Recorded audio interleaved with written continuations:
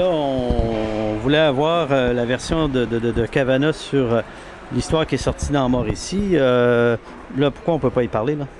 C'est parce qu'on veut qu'ils se concentrent sur le hockey. Il reste 3 matchs avant le break de Noël, puis on vient de gagner 2 matchs contre les Foreurs de Val-d'Or. Je pense qu'on n'a pas besoin de distraction. Je pense que l'équipe a déjà eu sa tonne de distraction, mais on a déjà été assez en dents de scie.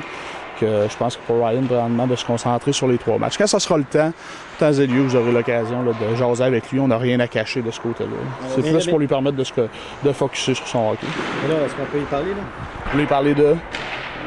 Je vais parler de ça. Alors, moi, je vais répondre à tes questions là-dessus. Ryan parlera de ça en temps et lieu. Là, c'est pas le temps, c'est pas lui. Donc, le joueur n'est pas accessible pour les médias ce matin. Il est accessible pour discuter de tout autre sujet que ça.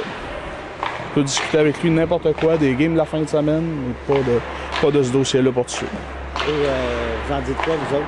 Ben, ce qu'on en dit, c'est que oui, Ryan nous a parlé que c'était possible d'avoir une occasion d'évoluer ailleurs, que ce serait quelque chose qu'il envisagerait. Puis oui, on a commencé à faire circuler son nom au sein des équipes.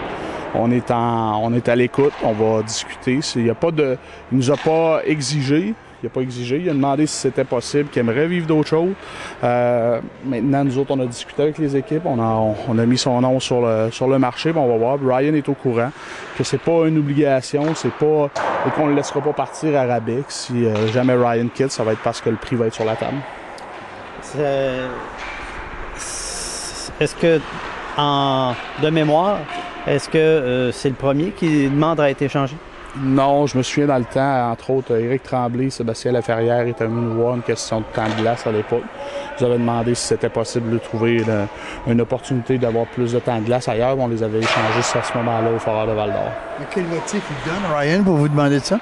Bien, on parle, ça, on va en parler au moment où ça sera fait ou ça se fera pas. Là, on verra qu'est-ce qu'il y en est. À ce moment-là, on pourra discuter, là, puis il pourra même lui-même vous expliquer ses raisons à ce moment-là. Est-ce que vous avez été surpris? Ben, c'est sûr que oui, c'est pas le style de choses qu'on attendait dans une année où on pense qu'on a une équipe qui peut compétitionner. On pense que Ryan, il le prouve depuis le début de la saison qu'il est le meilleur défenseur offensif de la Ligue. Alors c'est sûr que c'est un rouage important pour l'Océanique.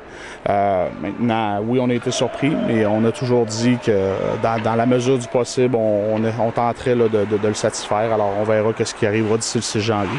Est-il marché depuis quand? Je vous dirais officiellement depuis à peu près une semaine, là, la fin de semaine du Challenge à Québec où j'ai commencé à discuter de son nom avec les équipes. Combien d'équipes ont montré de l'intérêt et quelle est la valeur de la rumeur de Livingston? Combien d'équipes ont monté de l'intérêt? Ben, je vous dirais qu'il y a au moins 12 à 15 équipes qui m'ont parlé jusqu'à maintenant. Puis j'avais un message ce matin d'une équipe avec qui je n'avais pas parlé. Je ne sais pas si c'est de lui qui veulent me parler, là, mais vous comprendrez qu'un joueur de la trempe de Ryan Cavana, c'est sûr que tout le monde va s'informer. Tout le monde s'informe du prix. La rumeur avec le Weston, oui, on a eu des pourparlers avec les Maniacs, mais il n'y a pas plus rien d'avancé avec les Maniacs qu'avec d'autres formations en ce moment. Ryan Cavana, c'est un joueur d'impact? C'est sûr que c'est un joueur d'impact. C'est sûr que Ryan, c'est un joueur d'impact dans la Ligue junior majeure du Québec. Écoutez, vous n'avez qu'à regarder ses statistiques depuis le début du calendrier régulier. Il est premier défenseur, premier pointeur chez les défenseurs de la Ligue avec tout près d'une dizaine de points d'avance sur le suivant. Fait que, oui, c'est un joueur d'impact. Est-ce que, donc, dans l'histoire de l'Océanique, c'est le premier joueur d'impact qui demande à changer d'équipe? De mémoire, il faudrait que je fouille, là, mais je penserais que oui. Je pense que oui. Au-delà des raisons qu'il a pu cogiter pour une organisation qui a une réputation comme l'Océanique, c'est pas un œil au beurre noir à l'Océanique, ça? Ben, écoutez, je pense que Ryan pourra vous dire que c'est pas des raisons de traitement ou quoi que ce soit, là. Je pense que l'Océanique a été très correct avec lui, puis il pourra vous le confirmer, comme je vous ai mentionné en temps et lieu. Mais Ryan, là, je sais pas, il n'y a pas de raison que ce soit contre l'organisation de l'Océanique, là, ce que Ryan a demandé. Donc, c'est des raisons personnelles?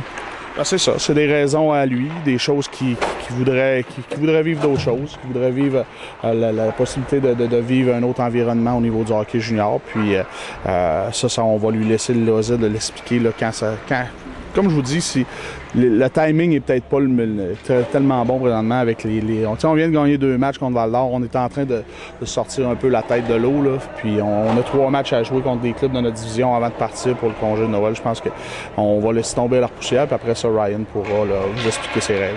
Il y en a demain que le timing